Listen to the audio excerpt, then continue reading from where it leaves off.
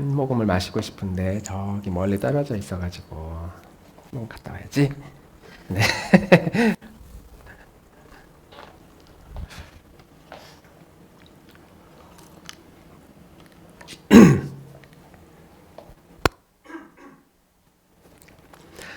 한 상담 게시글에 게시판에 이런 글이 올라왔습니다. 소개를 받아서 몇 번의 데이트를 했는데 이 사람을 계속 만나야 될지 안 만나야 될지 고민이다. 그러면서 어떤 내용이었냐면 자신이 만나는 여성이 스포츠에 전혀 관심이 없대요. 그럴 수 있죠. 뭐 문제가 아니죠. 일본하고 우리나라하고 국가대표 A매치를 하는데 우리나라가 이기든 일본이 이기든 거기에도 아무 관심이 없대요. 뭐 그럴 수 있죠. 스포츠니까. 그런데 정치에도 관심이 없대요. 사회 돌아가는 이야기도 별로 아는 게 없고 관심이 없어. 그런데 이런 건 관심이 많아. 어떤 카드를 가지고 어떤 편의점에 가야 할인을 많이 해주는지, 어떤 쇼핑몰이 지금 가장 싸게 살 수 있는지 꿰차고 있어. 근데 그럴 수 있잖아요. 이게 뭐 심각한 그 결격 사연은 아니니까. 여성이 그런 데 관심 당연히 쇼핑하는 데 많이 있고 사회 돌아가는 일에 관심 더 있을 수 있잖아요. 근데 이제 이런 대화를 했어요. 최근 강릉에 가뭄 때문에 엄청 힘들잖아요. 그 비가 안 와가지고. 그래서 강릉에 비가 안 와서 걱정인데 어제 비가 엄청 와가지고 그나마 다행이야. 그랬더니 대뜸 여성분이 그러는 거예요. 강릉에도 뭐 아는 사람 있어? 근데 그 말 딱 듣는데 아니 아는 사람은 없지만 우리나라의 한 지역에 가뭄 때문에 막 아파트가 급수를 뭐 정기적으로 급수를 제대로 못 받고 있고 엄청 힘들어하고 그것 때문에 우리나라의 한 부분의 어려움이니까 당연히 관심이 가는 거 아니야? 라고 그렇게 이야기를 하니 그 여성이 자기는 이해가 안 된다는 거예요. 강릉에 가뭄이 나든 우리랑 별 상관도 없는 일인데 거기 아는 사람이 있는 것도 아니고 왜 남의 일에 그렇게 신경을 쓰는지 모르겠다고. 그 말을 딱 듣는데 갑자기 쏴 하면서 뭐지? 자기 외에는 아무에게도 관심을 두지 않는 그런 성향의 사람이 그냥 이게 남녀의 차이인가? 남녀의 차이인가? 그러니까 정치나 사회, 스포츠 이런 거는 당연히 관심 없을 수도 있겠죠. 그냥 그럴 수도 있지. 그런데 나 말고 누군가가 뭔가 힘들어하고 어려워하는데 그것을 같이 공감해주고 같이 아파해주는 그런 마음 자체가 없는 거예요. 자기와 상관없는 일이니까. 옆에서 누가 쓰러지든 뭐 아파하든 상처를 받든 아는 사람이 아니면 나랑 뭐 상관없는 일이지. 그 이야기를 딱 듣는데 이 사람 계속 만나야 될지 모르겠다. 내 댓글이 쫙 달려요. 공감 능력 제로, 절대 하면서 막 이제 그렇게 막 댓글이 막 달립니다. 근데 이제 그렇잖아요. 사람이 사람과 사는데 내가 아프면 누군가 와서 위로해 주기를 바라고 또 저 사람이 아프면 이 사람이 내가 아는 사람이든 모르는 사람이든 슬퍼하는 게 이게 사람과 사람의 관계잖아요. 나라에 어떤 참사가 생기면 가슴이 아프잖아요. 남의 자식이 죽어도 마치 내 자식이 죽은 것처럼 우리는 슬프잖아요. 근데 이런 사람과 사람의 공감 능력이 이 세상에 꼭 필요한데 그런 부분들이 좀 부족하지 않나 이런 글들이 막 있었어요.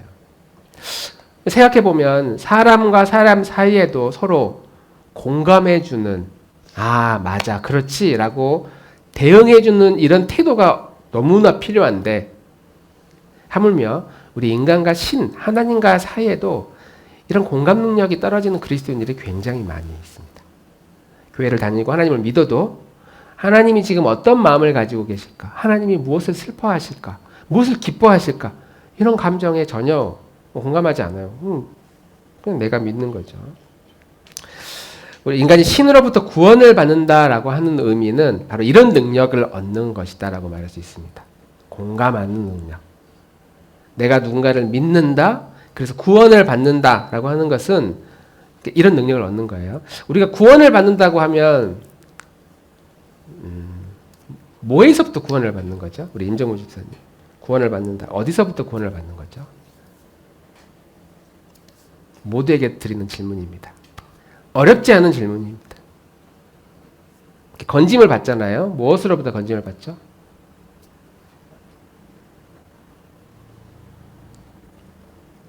네. 민수? 인간이 구원을 받아요. 하나님이 우리를 구원해 주셨어요. 어디서부터 우리를 건져요? 건짐을 받는다. 구원. 어디로부터 우리를 건지시는 거죠? 어디에 빠져 있죠, 우리가? 다 아는 걸 왜 이렇게? 예? 네, 맞아요. 우리 인간은 태어날 때부터 죄에 빠져 있기 때문에 이 죄인가 모르는데 신이 와서 하나님이 오셔서 이렇게 건져주시는 걸 우리는 구원받았다라고 그렇게 표현합니다. 그리고 그 죄에서 건지는 게 죄가 뭔데? 그러는데 우리가 겪고 있는 모든 인간의 고통은 죄 때문에 오는 결과예요.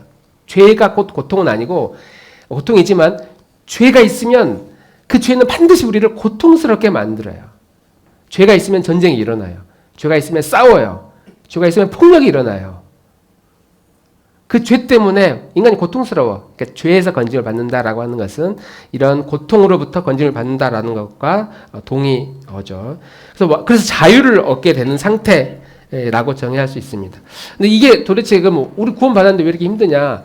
1차적으로 그의 구원을 받았다라고 하는 것은 죽어서 천국 가면 확실히 구원받습니다. 거기는 죄가 없는 곳이니까. 죄가 없는 완벽한 상태, 죽어서 천국 가는 것이 1차적인 구원이라고 한다면 너 구원 받았어? 그 말은 너 죽으면 천국 가? 그 말이거든요. 1차적인 구원. 근데 이제 우리는 이제 천국에 안 가 있잖아요. 죽지 않았으니까, 살아있으니까 그 하나님이 그러면은 내가 올게 해서 이 땅에 우리에게 오셨어요. 그리고 심지어 죄가 있는 곳에 그 하나님이 들어오셨어요. 그래서 우리는 성령님의 임재 이렇게 표현합니다. 우리 마음에 성령님이 이제 들어와 사는 거예요. 천국은 하나님이 있는 곳인데 우리는 죽어서 천국에 아직 안 갔으니까 그럼 내가 올게 해서 그분이 우리의 마음에 오셨어요. 우리의 죄가 있는 곳에 들어오셨어요. 죄가 하나님과 같이 살아요. 우리 안에서. 힘은 못 쓰지만 어쨌든 같이 살아요. 완전히 사라진 건 아니지만 같이 있어요. 그래서 이것 때문에 너무 괴로워했던 사람이 누구냐면 사도 바울입니다. 내가 주님의 말씀을 따르려고 하나 내 안에 이 죄가 나를 가만두질 않는다. 도대체 이 죽음의 늪이라고 표현하는데 이 사망의 늪에서 나를 누가 건져낼 것이냐. 너무 괴롭다. 하면서 사도 바울도 자기 안에 있는 이 죄, 그런데 자기 안에 있는 이 하나님, 이 두 관계 때문에 너무 괴로웠다고 표현을 해요. 그래서 이걸 이길 수 있는 힘은 오직 예수 그리스도의 십자가밖에 없구나. 이것을 사도 바울이 깨닫고 십자가를 계속 붙들며 살아가는 것. 그것이 이 땅에서 구원을 받는 성도의 삶이다 라고 말할 수 있는데 구원받은 우리가 그러면 어떻게 사느냐. 우리 안에 죄도 있고 예수님도 있고 죄도 있고 성령님도 있고 이 두 마음이 같이 공존하는 상태가 바로 구원을 받은 성도의 삶이다. 구원을 받는다라고 하는 것은 하나님이 내 안에 들어와서 내 안에 모시고 하나님의 마음, 하나님의 성품이 내 안에 들어오셔서 같이 살아가는 것, 서로 닮아가면서 살아가는 것. 죄가 만약에 내 안에 나를 힘을 써. 그럼 죄를 닮아가는 거고. 어느 날 성령님이 나를 감동시키고 은혜 주시고 힘을 주시면 그 성령 하나님을 닮아가는 것이고. 그래서 로마서 고린도서 3장의 16절 같이 한번 읽어봅시다. 시작. 너희가 성전인 것과 하나님의 성전이 너희 안에 계시는 것을 알지 못하느냐. 그 다음도 시작. 만일 너희 속에 하나님의 영이 거하시면 너희가 육신에 있지 아니하고 영에 있나니 누구든지 그리스도의 영이 없으면 그리스도의 사람이 아니라. 그리스도의 영이 내 안에 없으면 그리스도의 사람, 구원받은 사람이 아니다 라고 이야기하는 겁니다.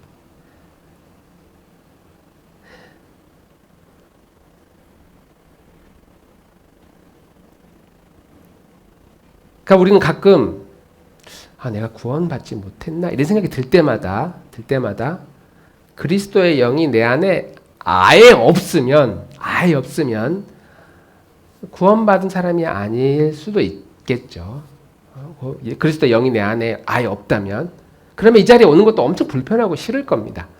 그런데 우리 안에 그리스도의 영이 있다면, 하나님의 진리를 우리가 믿고 구원을 받은 자라면, 그리스도의 영과 죄가 우리 안에서 막 싸우는데 어느 날은 그리스도의 영이 막 힘을 얻어. 그때는 나는 구원받은 하나님의 자녀가 확실해 이렇게 느끼고, 어느 날 내 안에 죄가 나한테 막 영향을 줘. 네 하고 싶은 대로 해. 네 마음대로 해도 돼. 괜찮아. 마치 에덴 동산에서 뱀이 하와를 이렇게 유혹하듯이 내 마음에서 야, 이제 하고 싶은 대로 괜찮아. 막 그렇게 나를 유혹하고 나도 거기에 막 빠져갈 때 내 안에 성령님이 없나? 이런 생각이 들 정도로 죄가 나를 이렇게 사로잡고, 성령 하나님은 요만큼, 아예 없지는 않고 요만큼 한쪽 구석에서 아무런 힘을, 마치 죽은 것처럼 그렇게 존재할 수도 있다. 그러나 확실한 건 우리 안에 이 두 마음이 분명히 있다. 성령 하나님도 우리 안에 하나님의 성령이 우리 안에 분명히 존재한다는 전제를 우리가 잊지 않아야 된다라고 하는 겁니다. 그래서 우리가 예수님을 믿고 구원을 받게 되면 우리 마음의 주인이신 성령님이 우리 안에서 주인 역할을 합니다. 시키는 대로 해. 내가 앞으로 너를 이끌어 갈 거야. 성령님이 우리 안에서 우리를 인도합니다. 그러면 우리는 그 시키는 그분의 스타일을 닮아가는 거죠. 아, 저분이 이걸 좋아하는구나. 아, 하나님이 이걸 싫어하는구나. 예수님이 슬퍼해. 그럼 갑자기 우리도 막 슬퍼. 예수님이 엄청 기뻐, 성령이 막 기뻐하심을 느껴. 그러면 우리도 기쁘고. 예수님이 저거 정말 싫어하는구나. 악에 대해서 분노하면 우리도 그런 악에 대해서 분노하는 경향이 드러나게 된다는 것이죠. 그러니까 우리가 이 사회에서 일어나고 있는 어떤 참사들, 누군가가 교통사고로 당해서 가족을 떠나보내는 그런 슬픔들 보면 거기에 대해서 아무런 감정을 느끼지 않는다고 한다면, 과연 예수님도 그걸 보면서 아무런 감정을 느끼지 않을까? 성경의 많은 곳에 죄인들의 친구가 되어주시고 마음이 상하고 아픈 자들을 여기저기 다니면서 위로해 주시는 분이 예수님인데 우리 안에 그런 마음이 전혀 없다. 좀 이상하다고 생각을 해보는 것이죠. 이 사실은 매우 중요합니다. 실제로 이스라엘 백성들이, 성경에 나오는 이스라엘 백성들이 어떤 어려움을 만나고 고난을 만나고 이런 슬픔을 만났을 때의 대부분은 무엇 때문이냐면 이러한 정체성을 잃어버렸을 때 이런 일들이 일어나기 시작합니다. 내 안에 하나님이 계시는데 그 하나님과 아무런 상관없이 그냥 막 살아. 이스라엘 백성들이 하나님의 선택받은 백성인데 하나님의 뜻과 상관없이 그냥 막 살아. 그렇게 막 살아가려고 할 때 하나님이 항상 징계를 하셨다는 것이죠. 그러니까 오늘 사사기의 말씀도 그런 말씀인데, 광야에서 이스라엘 백성들이 고난을 받을 때, 그러면 고난 자체가 문제가 아니고, 야, 너희들이 원래 어떤 사람인지 너 정체성을 잊어버렸구나. 하나님 이제 그런 사인이거든요. 일종의 사인. 가나안 땅에 들어갔어. 약속의 땅에 들어갔는데도 여전히 끊임없이 침략에 시달리고 공격에 시달려. 그럴 때 너희 이스라엘이 또 너희들이 원래 어떤 사람인지 잊어버렸구나. 하나님이 이제 그 사인을 보낸 것이고, 심지어는 북이스라엘과 남유다가 멸망합니다. 아예 나라가 통째로 사라져버려요. 국가 지도 체제가 없어져 버렸어요. 고난을 당한 거죠. 바로 그때도 야, 너희들이 악이라고 말하는 저 강대국이 문제가 아니고 너희들 안에 그 정체성을 잃어버렸구나. 하나님이 그런 사인이다라고 하셨던 것이죠. 이런 사실 우리가 기억한다면 우리의 삶에도 우리가 어떤 어려움을 만날 때, 내 삶의 문제가 막 꼬일 때, 그때도 뭐가 중요한지를 우리가 생각해 보아야 된다는 것이죠. 내 자신에 있어서 지금 뭐가 중요하지? 뭐가 문제지? 이것을 발견할 수 있다는 것이죠. 자, 그런 관점으로 오늘 사사기 6장 한 번 더 살펴보도록 하겠습니다. 자, 사사기 6장은 이스라엘 사람들이 하나님 앞에서 악을 행합니다. 그래서 7년 동안 미디안 사람들에게 괴롭힘을 당해요. 농사를 지으면 농사 지은 거 다 뺏어가고, 싹을 심으면 심지어 그 농작물 싹까지 싹 뜯어가 버리고, 가축이 새끼를 낳으면 가서 숨겨놓은 새끼들까지 다 잡아가 버리고, 그러니까 이제 먹을 양식도 막 없고 힘도 없고 일진이죠, 일진. 학교에서 그 영화에서 보는 듯한 그런 일진들이 와가지고 계속 셔틀 시키면서 막 괴롭힙니다. 우리 주변에 뭐 구체적으로 그런 일들이 어쩌다 한 번씩 있지만 은밀하게 이루어지는지도 모르겠어요. 그런 나쁜 놈들, 이 미디안 그런 나쁜 놈들이에요. 일진 같은. 그러면 우리는 그런 일진을 박살내버려야 돼, 이런 생각을 할 거 아닙니까? 자, 이스라엘 사람들이 그렇게 박살 좀 내달라고, 저 미디안 사람 너무 괴로워서 못 살겠다고 하나님께 부르짖어 기도합니다. 그래서 사사라고 하는 리더십이 강력한 힘이 있는 사람을 보내주시죠. 여러분, 여름 수련회 때 사사 누구에 대해서 배웠어요? 민수야. 여름 수련회 때 저녁 집회 때 설교 시간에 배웠을 텐데 12명의 사사가 있는데 그 중에 한 명 배웠을 텐데 두 글자인데, 지민아, 두 글자였는데 누구였을까? 오른손잡이는 아닌데. 맞아요. 맞아요. 에훗이라고 하는 왼손잡이 사사를 하나님 보내셔서 이제 무찌르시죠. 자, 오늘은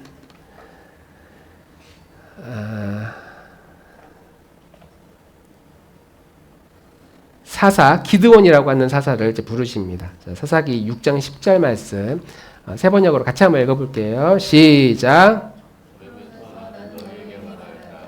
나는 주 너희 하나님이다. 너희가 아모리 사람의 땅에서 살고 있으나 아모리 사람의 신들은 섬기지 말아라. 이렇게 말하였으나 너희는 내 말을 듣지 않았다. 난 너희 하나님이다. 너희가 아모리 사람의 땅에 살고 있지만 그 사람들의 신을 섬기면 안 된다. 우상 섬기면 안 된다. 근데 너희는 내 말 자꾸 안 듣고 있구나. 그러니까 너희가 이 고생을 왜 하는지 아니? 너희가 우상을 섬기니까 지금 이런 상황이 됐다. 하나님을 섬기지 않으면 지금 같은 일은 계속 반복될 것이다. 너희의 주인이 누구인지를 잊어버리면 계속 너희를 괴롭힐 것이다. 거기에는 자유도 없고 평화도 없고 정의도 없다. 이런 게 만들어지지 않는다. 법을 만들고 제도를 만들고 무기를 가지고 이스라엘의 강력한 군주가 세워지고 왕이 세워지고, 그래도 거기는 평화가 없는 곳이다. 없어진다. 만들어지지 않는다. 라고 이제 말씀하고 있습니다. 그러면서 이스라엘 사람들이 이제 해야 될 일이 생기는데 그 해야 될 일은 전쟁 준비가 아니거든요. 하나님이 그래 내가 너희를 구해줄게 라고 했을 때에 강력한 지도자를 뽑아가지고 전쟁 준비를 할 것이 아니라 이런 비정상적인 상황에 대해서 분노하고, 왜 우리가 우상을 섬겨야 돼? 라는 상황에 분노하고 하나님 백성에 대한 그 정체성을 확인하고 회복하는 것이 우선이라고 하는 것이죠. 근데 그것을 하면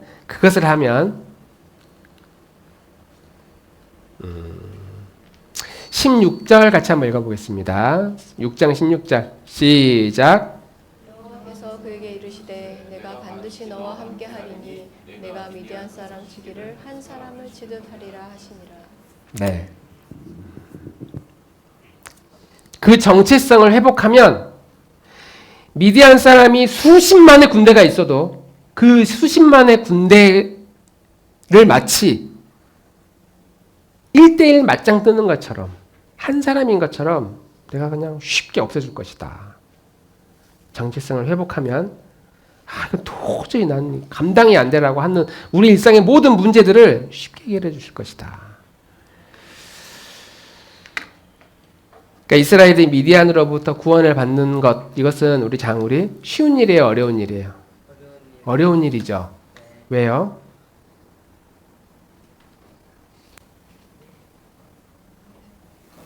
강대국이잖아요. 근데 방금 읽은 구절에는 한 사람을 대하듯 한 사람을 이기는 것처럼 강대국이어도 힘이 세도 무기 싹 버리고 와. 야, 너랑 나랑 1대1로 무기 없이 맞짱 떠. 근데 그 사람은 미디안이고 이쪽은 누구냐면 하나님이에요. 하나님과 미디안 사람 한 명 싸우면 누가 이겨요? 하나님이 이기죠. 그러니까 이 말은 뭐냐면 미디안으로부터 구원을 받는 게 쉬운 거다. 쉬운 거. 어렵지 않다. 너희들을 그렇게 7년 동안 괴롭혔다고 그 상황에서 벗어나는 것은 그 어려운 일이 아니다. 쉬운 일이다. 하나님에게서는 아무것도 아니다. 그 말씀을 하고 있는 것입니다. 구원받는 것은 아주 쉽다는 거예요. 우리가 일상에서 하나님으로부터 구원을 받는 것, 죄로부터 구원을 받는 것은 너무나 쉽다. 너무 싸우는 게 너무 어려운데요. 너무 쉽다. 문제가 뭐냐? 문제는 바로 우리 안에 있다는 겁니다. 너의 자신이다. 너에게 잃어버린 것을 다시 회복하고 찾는 것. 그것이 이 죄와의 싸움에서 결정적인 승패를 가져다 주는 것이다. 그러니까 이제 하나님이 기드온을 불렀을 때 기드온이 계속 그 말하거든요. 아니 하나님 어디 있다가 이제 와가지고 이기라고 하느냐? 왜 우리 이렇게 고통스럽게 하느냐? 막 따지거든요. 하나님께서 기드온을 부를 때에 기드온이 뭘 하고 있었냐면은 미디안 군사들에게 들키지 않으려고 산속에 숨어가지고 농사지은 쌀 동굴 속에서 쌀 그 지민이 본 적이 있어? 쌀을 캐면은 쌀 밥알 하나에 이렇게 껍데기가 둘러싸여 있는 거 본 적이 있어? 그걸 벗겨내야 이제 밥을 먹잖아. 밥 먹다가 한 개라도 그게 들어가 있으면은 뭐야 하면서 밥을 다 뱉잖아요. 그만큼 쌀 결을 뜯어내는 일은 아주 어려운 일인데 이 산속에서 지금 그 밀가루 만들 때 만드는 그 밀을 이렇게 타작을 하고 있었어요. 껍질을 막 벗겨내고 있는데 소리 나죠. 먼지 나죠. 근데 소리 나면 안 되고 밖에 나가면 안 되니까 동굴 속에서 먼지 구덩이 속에서 아주 초라하게 들키면 안 되니까. 그러니까 굉장히 예민해져 있는 상태예요. 이러다가 들이닥치면 또 다 뺏기고 두드려 맞고 하니까. 이런 서글픈 처지 속에서 하나님의 사자가 딱 나타나가지고 야, 너희 지금 뭐하고 있느냐 합니다. 6장 10절 말씀 같이 우리 한 목소리를 읽겠습니다. 시작. 면서 나는 너희에게 말하였다. 나는 주 너희 하나님이다. 너희가 아모리 사람의 땅에서 살고 있으나 아모리 사람의 신들은 섬기지 말아라. 이렇게 말하였으나 너희는 내 말을 듣지 않았다. 그리고 그 다음 이거 세 번역으로 다시 한번 읽겠습니다. 시작. 그러자 기드온이 그에게 되물었다. 감히 여쭙습니다만 주님께서 우리와 함께 계신다면 어째서 우리가 이 모든 어려움을 겪습니까? 우리 조상이 우리에게 주님께서 놀라운 기적을 일으키시어 우리 백성을 이집트에서 인도해 내셨다고 말하였는데 그 모든 기적들이 다 어디에 있단 말입니까? 지금은 주님께서 우리를 버리시기까지 하셔서 우리가 미디안 사람의 손아귀에 넘어가고 말았습니다. 지금 뭔가 좀 오해하고 있는 거예요. 하나님 우리 버려가지고 우리가 이렇게 고통스럽게 고난을 당하고 있다는 겁니다. 야, 너 큰 용사야 이렇게 말하는데 뭐라고? 내가 큰 용사라고요? 내가 힘이 세다고요? 내가 지금 이 동굴 속에 숨어가지고 들킬까봐 초라하게 하고 있는 이런 나를 보면서 용맹한 전사라고? 아니 지금까지 우리 민족이 얼마나 고통스럽게 이 상황이 이르게 되기까지 아니 하나님 지금 어디 계셨냐고 라고 말하고 있는 것이죠. 기드온이 이렇게 막 항변하는 것을 보면 우리도 어느 정도 공감이 됩니다. 특히 살아가면서 내 인생이 뜻대로 풀리지 않는 그런 인생을 살다 보면 이런 말을 할 법합니다. 열심히 진짜 밤새도록 공부했는데 시험지를 딱 받았는데 내가 공부한 거에서 시험이 하나도 안 나왔어. 하나님께 원망스럽죠. 내가 시험을 썼는데 결정적으로 하나씩 다 내렸어가지고 완전히 점수가 박살이 났어. 하나님이 좀 도와주시지. 내가 열심히 공부 안 한 것도 아니고 이런 원망들이 나오죠. 열심히 땀을 흘리면서 일을 했는데 그 회사가 사라져버렸어요. 월급도 받지 못해요. 회사가 부도가 나요. 그런 일들이 있으면 우리는 마음이 서운합니다. 하나님 앞에. 내가 이렇게 살고 싶어서 주님 제가 이렇게 삽니까? 하나님이 환경도 좀 열어주시고 사람도 좀 붙여주시고 좀 힘을 주셔야 내가 뭘 하든지 말든지 할 거 아닙니까? 내가 이렇게 사는 건 하나님이 도와주시지 않아서 내가 이 모양이다. 내가 지금 나라 걱정할 때가 아니라고 지금 하나님 앞에 지금 이야기하는 거예요. 남 걱정할 때가 아닙니다. 지금 내 현실이 내가 얼마나 어려운데. 기드온이 지금 그 말을 하나님 앞에 하고 있는 겁니다. 우리가 자주 삶이 힘들 때마다 하는 이야기죠. 그리고 이런 대화 후에 하나님이 기드온을 부르셔가지고 야 내가 너에게 힘을 줄게. 자, 증거를 보여줄게 하면서 약 3번에 걸쳐서 증거를 이제 보여줍니다. 그리고 그것을 통해서 하나님이 그러면 이번엔 진짜 우리 민족을 일으키시겠구나라고 확신을 가지고 이스라엘의 우상들을 하나하나 제거해 나가기 시작합니다. 그리고 그 미디안의 연합군 아말렉 함께 쳐들어오는데 그들을 치러 이스라엘 백성들이 나가서도 다 물리쳤다고 하는 은혜로운 이야기가 이 내용 안에 이제 계속 반복이 됩니다. 기드온 하면은 우리가 알 법한 아주 유명한 용사들이 있습니다. 기드온의 300용사. 혹시 장우리 들어본 적 있어요? 어떻게 들어봤어요? 책에서 읽어봤어요? 민수 들어본 적 있어요? 기드온의 300용사. 들어본 적 있어요? 수만 명이었는데 다 집에 보내고 마지막 300명만 남겨놓고 싸웠다는 그 이야기 들어본 적 있어요? 좋아요. 승찬이 들어본 적 있어? 기드온의 300용사 들어본 적 있어요? 못 들어봤어요. 지금 꼭 잘 들어봐요. 이스라엘 사람들이 미디안과 대항하기 위해서 군사들을 모았어요. 야, 싸울 사람 다 모여라. 32,000명이 모였어요. 32,000명. 계산 안 되지? 32,000명. 우리 봉담에서 사는 전체 인구가 약 8만 명 정도 되는데 그 중에 절반이 모였어요. 근데 32,000명 가지고 싸우면은 쪽수로 밀어야 되니까 쪽수라는 말을 설교시간에 써도 되나? 인구로 군대로 이렇게 밀어야려면 군대가 많아야 되잖아요. 근데 하나님 볼 때 야 너무 많다. 집으로 돌려보내. 그래서 기드온이 야 싸우기 싫고 무서운 사람들은 집으로 가도 됩니다. 라고 하니까 32,000명 중에 무려 22,000명이 집으로 들어가요. 그래서 10,000명 남아요. 10,000명. 그 이제 10,000명이 남으니까 제일 가슴 쫄리는 사람이 누구겠어요? 민수야. 제일 가슴 쫄리는 사람이 누굴까? 자, 우리 싸우러 갑시다! 라고 이제 기드온이 말을 했어요. 집 리더가, 장군이 이제 그렇게 말한 거야. 근데 하나님이, 야, 너무 많으니까 몇 명 집으로 보내. 그래서, 자, 싸우기가 두렵고 무서운 사람은 돌아가도 됩니다. 라고 이야기했는데, 1명, 2명 가더니, 절반 넘게 32,000 중에 22,000, 3분의 2가 다 집으로 가버린 거야. 10,000명이 남았어. 그럼 제일 가슴 쫄는 사람이 누굴까요? 어려운 질문이 아닌데. 그렇게 명령을 한 기드온이 제일 쫄겠죠.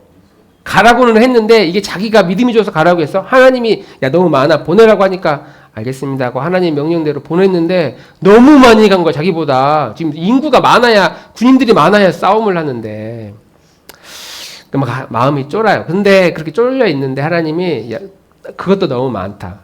그래서 이제 냇가에 물을 마시게 하고 물을 마시는 그 태도를 보고 마음에 안 드는 사람 다 보내라. 그래서 가자마자 이렇게 엎드려가지고 손으로 이렇게 해서 물을 마시는 사람 300명만 빼고 막 이불 물속에 쳐박아서 막 먹는 사람 뭐 아니면 어떻게 해서 먹는 사람은 다 집으로 돌려보내요. 그래서 남아있는 사람이 300명이 남아요. 그래서 이 300명을 데리고 가서 싸워서 이겼다는 내용입니다. 그럼 우리가 생각할 때 이 300명의 전사들이 싸움을 좀 잘하는 사람들일 것 같아요? 못하는 사람일 것 같아요? 좀 잘하는 사람이라고 우리는 은연중에 생각합니다. 저도 당연히 그렇게 배웠어요. 하나님이 소수의 정예 부대를 남기셨구나. 적들이 아무리 많아도 하나님은 적은 군대로도 충분히 이길 수 있다. 그렇죠? 하나님은 적은 사람, 아까 수만 명의 사람도 미디안 사람도 한 명을 대하듯 한 명인 것처럼 하나님은 구원을 쉽게 일으킬 수 있는 분이기 때문에 300명이어도 충분히 싸울 수 있다는 것이죠. 근데 이 300명이 저도 목사님도 궁금했던 게 아니 이 사람들이 물을 마실 때 이렇게 손을 떠서 물을 마셨다는 게 그게 그 사람들이 아주 특전사 같아서 소수의 정예부대이기 때문에 전투력이 아주 탑급인 사람들이기 때문에 물을 이렇게 마셨을까? 저 같아도 이렇게 마시거든요. 그냥 옷에 물 젖을까봐. 너무 싫어. 신발에 젖는 거 너무 싫어. 그래서 저는 물 있으면은 절대 물을 밟지 않고 비가 와도 그 신발 젖는 거 너무 싫어요. 그 막 온갖 것. 심지어 제가 산 그 장비 중에 신발을 덮는 그 곰 커버가 있어요. 비 오는 날 신어보려고. 한 번도 안 써봤지만. 신발 젖는 것도 막 싫어. 목사님도 만약에 이럴 때 물 마시러 가면은 그 질퍽질퍽 하지 않는 그 돌밭 이런 데 찾아가지고 조심스럽게 막 먼지 없애고 이렇게 먹었을 것 같아요. 300용사 됐을 것 같아. 근데 그렇게 먹는 소심한 사람들에게 싸우라니. 그러니까 이거는 준비된 300명의 용사 뭐 이런 해석들도 있지만 그런 해석이 별로 의미가 없어. 그냥 300명 남은 거예요. 인원을 줄인 거예요, 하나님이. 꼭 물을 마시는 방법이 아니고서라도 다른 방법을 써서라도 하나님은 그냥 인원을 줄인 거예요. 너에게 있어서 인원 많은 거, 이 전쟁은 군대 많다고 해서 싸우는 그 전쟁이 아니다. 그 군대를 줄입니다. 왜 하나님은 이렇게 군대를 점점 줄여 나갔을까? 거추장스러워서 소수의 정의가 필요해서 그게 아니라는 거죠. 만약에 미디안의 침략을 받았던 이 시대에 여기 있는 우리가 살고 있었더라면, 그래서 여기 있는 사람을 사사로 부르셨다면, 만약에 하나님이 이성화 집사님을 사사로 딱 부르신대. 이성화, 너가 가서 이 군대를, 이 이스라엘 백성을 좀 구원해라. 그러면 할 수 있을 것 같아요? 못할 것 같아요? 못할 것 같아요. 그래, 박 집사님은 어떠실 것 같아요? 갑자기 아침에 일어났는데 문을 두들겨. 열어봤는데, 당신이 사사가 돼서 이 전쟁에서 출정을 좀 해야 되겠습니다. 장군 역할을 해야 되겠다. 네? 기분은 좋을 것 같아. 근데 그렇죠. 기분은 좋지. 선택 받았으니까. 일사님한테 그런 엄청난 사명이 떨어졌다면 할 수 있을까요? 못할까요? 쫄려서. 그게 정상이에요. 저 같아도 그냥 조용히 뒤에서 싸우다가 그냥 병으로 싸우다가 겨우 살아남아가지고 야 이겼다고 돌아오고 싶지, 앞에서 그렇게 전쟁에서 지면은 바로 못 날아가는 그런 위험한 일을 하라고? 할 수도 없을 뿐더러, 저도 마찬가지고 할 수도 없을 뿐더러 할 만한 능력도 안 돼. 나고 우리는 생각을 하는 것이죠. 우리는 사사가 될 만한 자격도 없고, 심지어 이 준비된 300용사 안에 내가 들어갈 수 있을까? 나 같아도 아마 집에 가라고 하면 얼른 집에 갔을 것 같은데. 집에 가는 사람이나 남아있는 300명이나 별 차이가 없고, 심지어 선택받은 기드원이나 아니면 그 기드원 대신에 오늘날 우리를 사사로 부르셨다고 하는 우리 같은 사람이 사사가 된다? 상상도 못할 일이죠. 근데 성경은 충분하다고 이야기를 하는 겁니다. 이상화 집사를 하나님이 선택하셔서 사사로 내가 좀 쓸게. 여자 사사로. 임정무 집사님을 사사로 하나님이 부르셔도, 민수를 사사로 부르셔도 오늘날 이 시대를 구원하기 위해서 그걸로 충분하다고 말하는 겁니다. 성경은 그 이야기를 하고 있는 거예요. 왜냐하면 지금 기드온을 하나님이 부르셨을 때의 기드온의 정체성이 원래 하나님의 선택받은 백성인데 그걸 잊어버리고 살아. 그래서 산속에 숨어가지고 스트레스를 받으면서 예민해진 상태로 마음에는 그 분노가 가득해. 내가 왜 이렇게까지 해야 돼? 라고 있는 이런 모습이, 하나님이 우리를 그리스도인으로 부르셨을 때 어마어마한 사명을 가지고, 계획을 가지고 부르셨는데 그런 계획이 없어. 그냥 아이고 하루하루 그냥 먹고 사는데 예수님 주시는 평안이면 참 좋지요. 교회 다니는 것으로 마음의 위로를 받는 것으로도 저는 괜찮습니다. 이 정도의 삶을 우리 그리스도인의 삶이라고 우리는 생각하며 살아간다는 겁니다.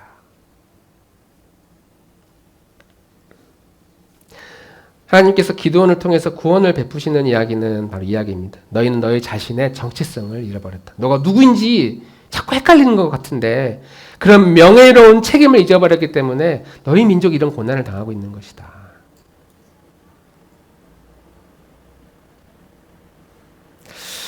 언제 우리가 이런 정체성을 잘 잃어버리느냐? 마치 에덴 동산에서 하와가 뱀에게 유혹을 당할 때의 좀 그런 유혹과도 같습니다. 야, 너도 에덴 동산의 주인이 될 수 있어. 왜 너 자꾸 그 신이 시키는 대로 해야 돼? 너가 이 동산의 주인이 될 수 있어. 넌 너의 인생을 마음껏 누릴 자격이 있어. 그래서 우리는 나를 행복하게 만들어줄 만한 그 무엇, 이 세상에서 그거를 찾기 위해 우리는 매료된, 나의 행복을 위해서 우리가 얻고자 하는 그런 노력을 너무나 많이 하면서 살아가 버린다. 그리고 나를 행복해 해줄 그 무엇을 성경은 우상이라고 이야기하거든. 우상이라고. 내가 좋은 사람과 만나서 결혼하면 내 행복해질 것이다.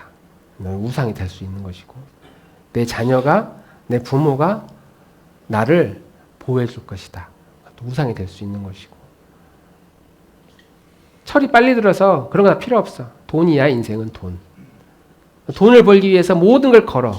그게 나를 행복을 가져다 줄 수 있다고 믿어. 명예나 권한, 권력이 더 큰 행복을 가져다 준다고 믿는 사람들은 그것을 남용하면서 자기 행복을 누리면서 살아갑니다. 그래서 성경은 우상이라고 불러요. 그렇게 우상에 빠져 있는 상태. 이 지금 기드온이 살고 있었던 그 사사시대의 모든 민족들이 각 마을마다 우상 만들어 놓고 저게 좀 우리를 행복하게 하게 해주지 않을까. 여기에 빠져 있는 상태가 오늘날 살고 있는 우리 그리스도인들의 모습이다. TV만 켜도, 핸드폰만 켜도 거기에서 야, 너 하고 싶은 대로 해도 돼. 너 인생은 너가 누릴 자격이 있어. 라고 끊임없이 우리를 유혹합니다. 우리는 교회를 다니면 좀 더 착해져야 된다고 생각을 하고 도덕적으로 살아야 된다고 생각합니다. 그래서 어떤 노력을 하냐면 저도 마찬가지고 내가 교회 다니니까 참지. 내가 교회 다니니까 좀 거짓말하면 안 되지. 좀 선하게 살아야지. 욕 안 하고 거짓말 안 하고 선하게 살기 위해 열심히 노력합니다. 그렇게 막 해요. 그것도 안 한 사람은 문제가 있지만 이제 그렇게 살아요. 아, 저 사람 교회 다니는데 좀 착하구나. 이렇게 평도 좀 받아요. 근데 그렇게 아무리 애를 써도 도덕적으로 선하게 욕 안 하면서 예의 갖춰서 아무리 그렇게 살아도 이 뭔가 내 마음에 자유를 얻지 못할 때가 있다는 거예요. 자유를 얻지 못해. 뭔가 이게 행복하지가 않아. 힘만 들어. 주일날 오면은 하나님께 회개하고 돌아가면 다시 또 그렇게 막 힘든 싸움을 하고, 교회에 오면 또 하나님께 회개하고 또 다시 가면 마음이 힘들어. 그래서 이런 싸움을 우리는 일종의 개싸움이다 라고 말합니다. 개싸움. 이겨도 지는 것이고 저도 지는 것이고, 열심히 노력해서 착하고 욕 안 하고 선한 사람이 됐어요. 자, 그렇게 우리는 교만한 사람이 됩니다. 나 안 믿는 사람들보다 내가 좀 더 거룩하고 좀 더 착하지. 우리는 교만한 사람이 됩니다. 이것도 포기해. 내 마음대로 막 살아? 그럼 악한 사람이 되는 겁니다. 교만한 사람이 되거나 악한 사람이 되거나 이리도 지고 저리도 지는 싸움을 우리가 막 하고 있더라라는 것이죠. 그래서 우리의 싸움은 우리가 무엇을 하느냐, 내가 어떤 사람이 되느냐가, 무엇을 하느냐가 싸움이 아니라 내가 어떤 사람이 되느냐에 달려 있다라고 있는 겁니다. 기회가 있을 때마다 내가 어디에 소속되어 있는 사람인가, 내가 원래 누구인가를 계속 기억하는 싸움이다라고 말하는 것이죠. 내가 원래 누구인가, 내가 원래 어떤 사람인가, 어떻게 부름을 받은 사람인가, 시간이 있을 때마다 성경에서 말하고자 하는 그 사람, 나를 부르셨을 때에 내가 장 목사를 부를 때 내가 이런 사람을 만들어야지. 내가 민수를 부를 때 내가 이런 그리스도인으로 만들어야지. 내가 지민이를 교인으로 이 땅에 보냈을 때 이런 하나님의 백성으로, 하나님의 자녀로 만들어야지라고 하는 그 하나님의 계획이 무엇인지를 우리는 끊임없이 들여다보아야 된다라고 하는 것이죠. 베드로전서 2장 말씀 같이 한번 읽어보겠습니다. 자, 큰 소리로 읽을게요. 시작. 그러나 여러분은 택하심을 받은 족속이요 왕과 같은 제사장들이요 거룩한 민족이요 하나님의 소유가 된 백성입니다. 그래서 여러분을 어둠에서 불러내어 자기의 놀라운 빛 가운데로 인도하신 분의 업적을 여러분이 선포하는 것입니다. 이게 원래 하나님 우리를 부르셨을 때 하나님이 가지고 계셨던 그런 계획이고 우리가 계속 붙들어야 될 우리의 정체성이다라고 하는 것입니다. 기독교인으로 살아간다는 것은 내가 어디에 속한 사람인가를 계속 확인하면서 살아가는 사람이다. 이건 너무나 중요합니다. 그냥 이 베드로전서 2장 9절의 이 전제를 그냥 벽에다 붙여놓고 매일 하루에 한 번씩 아, 내가 이런 사람이지, 내가 이런 사람이지 라고 내 마음속에 되새김하는 것. 그냥 이런 명제를 그냥 놓고 아, 나 저런 사람이라고 알았어. 덮어놓는 것이 아니라 계속 이런 사람임을 주장하는 것. 자기 자신을 향해서. 내가 하나님의 선택받은 내가 백성이고 내가 하나님의 군대고 하나님의 소유된 사람이고 거룩한 민족이고 그렇게 살아가는 것은 우리의 의지만 우리가 누릴 수 있는 특권이라고 하는 것입니다. 우리가 만약 이런 사람이구나라는 것을 느낄 수만 있다면 누가 우리를 욕해도 괜찮아요. 그걸 보고 웃을 수 있어요. 항상 웃을 수가 있고 당당할 수 있고 기뻐할 수가 있고 그리고 이 기쁨을 누군가에게 전할 수 있는 사람이 됩니다. 그래서 간증하는 사람들이 그래요. CBS의 새롭게 하소서 같은 간증 프로그램들을 보면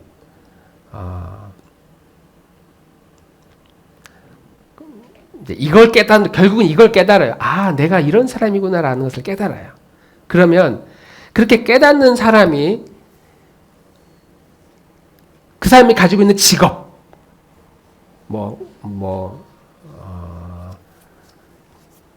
기계를 만드는 일이다. 예를 들면.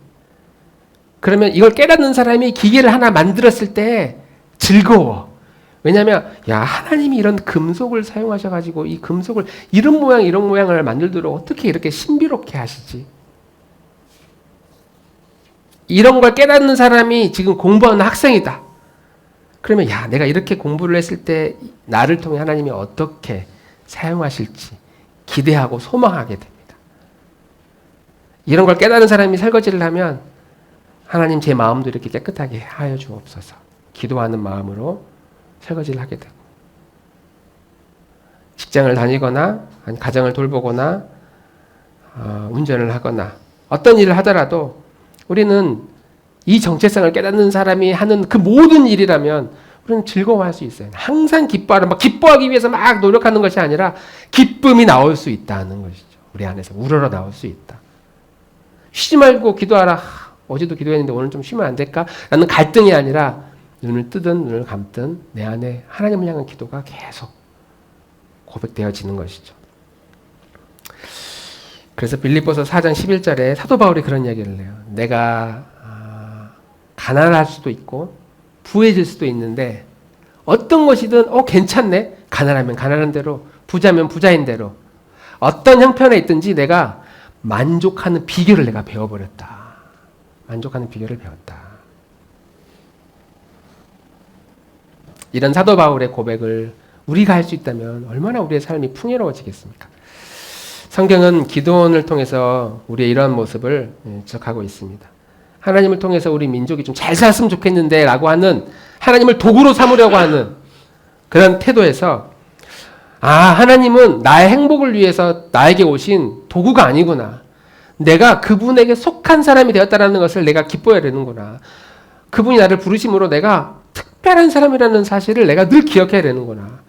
그렇게 살아가는 것은 외로우니까 그런 사람들이 공동체를 이루어서 살아가도록 특별한 공동체로 나를 부르셨구나. 이것을 우리가 늘 기억하면서 주장하며 살아갈 수 있다면, 이런 확신을 매일 되새김하면서 살아갈 수만 있다면 우리는 우리를 소중히 여기시는 하나님의 그 은혜를 더 풍성하게 누리면서 살아갈 수 있다. 구원에 대한 기쁨은 내가 어떤 의무를 행해서 오는 것이 아니라, 내가 어떤 것을 행동해서 이 구원의 기쁨이 오는 것이 아니라 내 존재가 어떤 존재인지를 계속 확인하는 것. 확인하는 것에서부터 나의 기쁨은 시작된다.